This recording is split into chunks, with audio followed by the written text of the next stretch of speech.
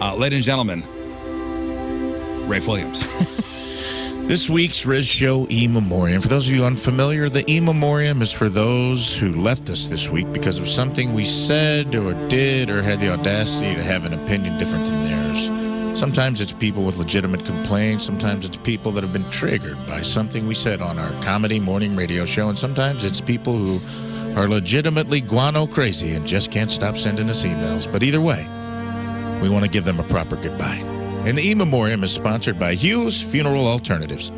Discover Aquamation, the natural, gentle, eco-friendly alternative to fire-based cremation. Thank you to Hughes for sponsoring the E-Memoriam.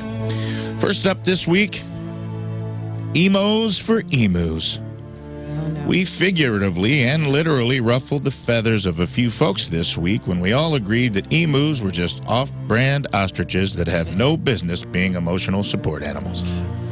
We get it.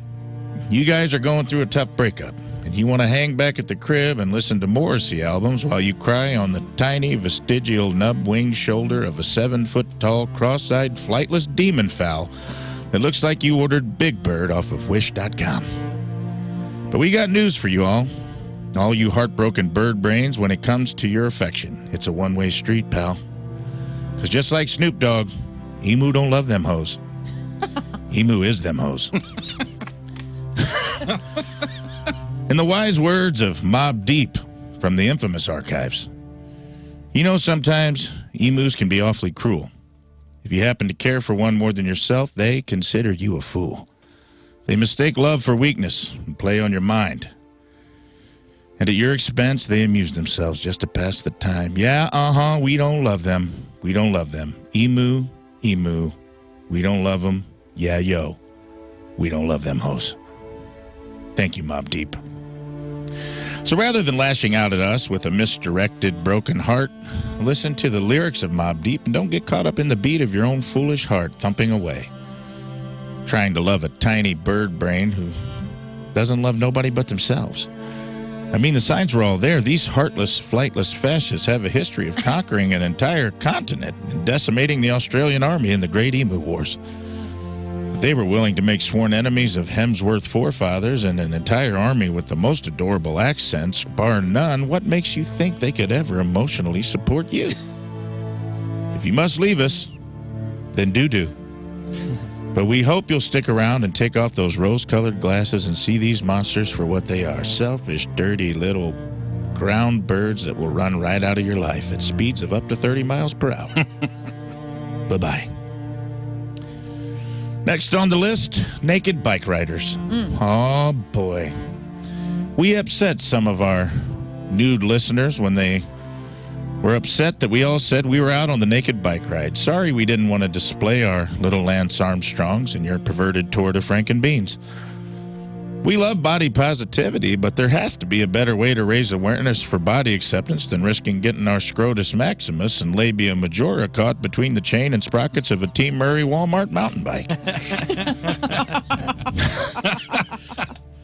If this is where you ride off in the sunset, adios, and Bumblebee Tuna, your balls are showing.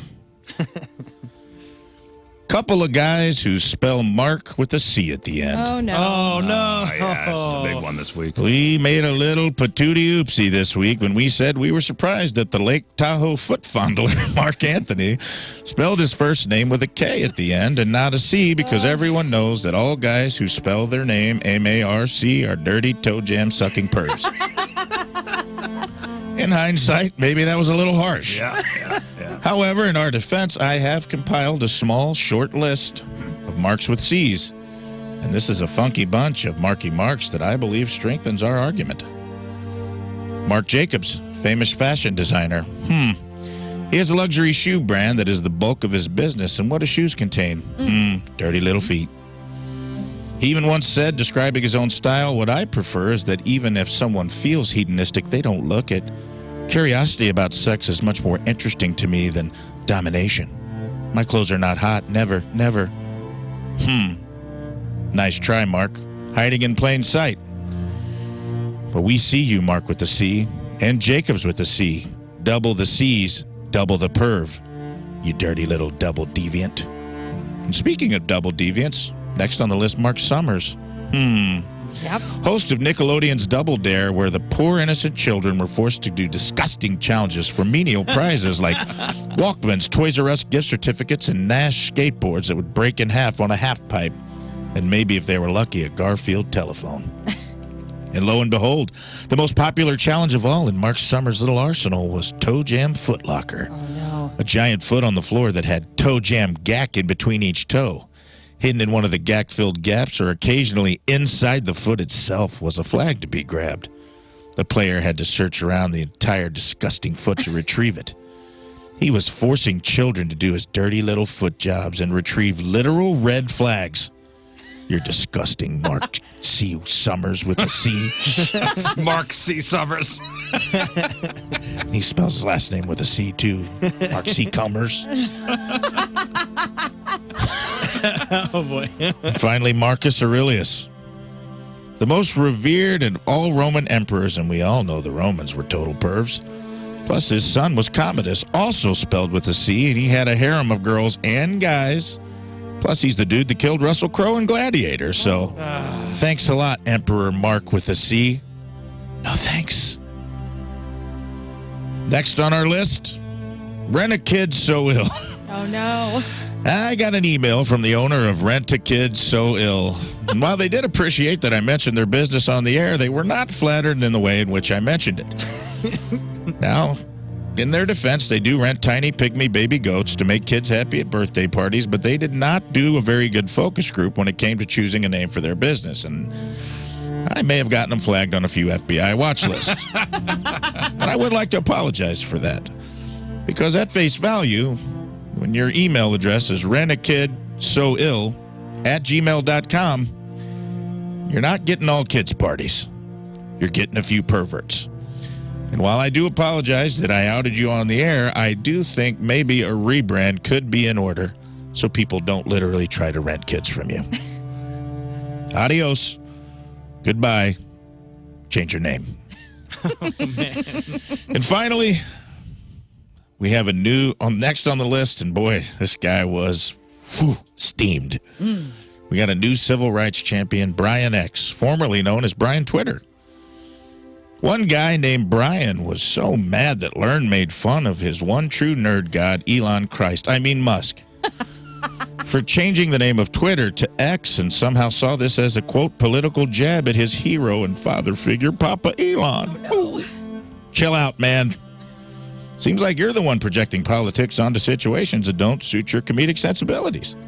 We're cracking jokes and having fun here, buddy, and there's literally no further distance that we could be punching up than making fun of a filthy rich narcissist who wants to leave us all behind on Earth and colonize Mars, which we will assume, despite its wildly popular name recognition, he will rebrand as Planet X. Just because you drank the Kool-Aid and became an Elon evangelist doesn't mean the world needs to hear your testimony. Good one. Thank you. There is absolutely no need to belly up to your keyboard and unsheath your proverbial chivalrous sword in order to swash the buckle of your billionaire neurodivergent King Elon I. Besides, there are already 3 musketeers, and they're not looking for a 4th. And even if they were, I don't think Athos, Porthos, Aramis, and Brian has quite the same ring to it. So maybe lay down your arms and realize that here at the Rizz Show, we actually like you, Brian. We don't want to abandon you here on Earth, so pick up your sword and shield and switch sides and join us. Fight the good fight with the gaggle of idiots who don't take themselves too seriously. Come back to the Rizketeers, where our motto is, all for one, one for all. United we stand, divided we fall. 1 pair of ovaries and 4 sets of balls. I almost teared up on that. But if you can't get with us, Brian, then get the hell out of here. And now that brings me to our real RIPs, and we got a couple from last week and this week. We lost some good ones, man. We lost Pee Wee Herman. Yeah. Paul Rubens. You were responsible for my first hickey, so you hold a near and dear place in my heart, and I won't give context on that. I'm just going to say it into the microphone and let it lay. And I don't know if there's an afterlife, Pee Wee, and I certainly hope there is. I hope that when you met whoever God is and they revealed themselves to you in all of their glory, as soon as they finished, you said, I know you are, but what am I? because that's rad. I love you, Pee Wee, and I hope you have your bike up there in heaven. Robby Robertson of the band. He finally took that load off of Annie and left this world. You will be missed, Robby. Your cover of Atlantic City is awesome. Johnny Hardwick, who we just mentioned, was the voice of Dale Gribble. Sad to see you go. Bad timing. I feel bad for that show.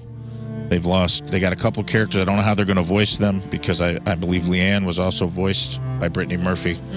So they got some big shoes to fill on King of the Hill. Good luck and Godspeed. And finally, a St. Louis icon we didn't get to last week. The one and the only, Beatle Bob.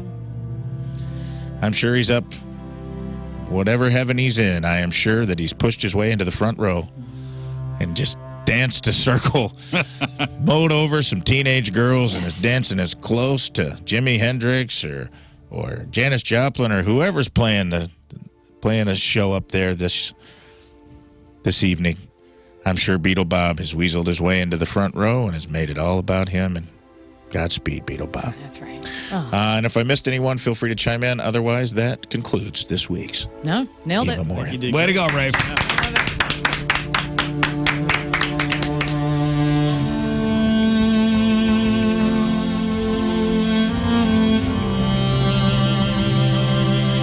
Imagine when this song plays out that I'm walking through a field of tall reeds. My fingers are just touching the tips. All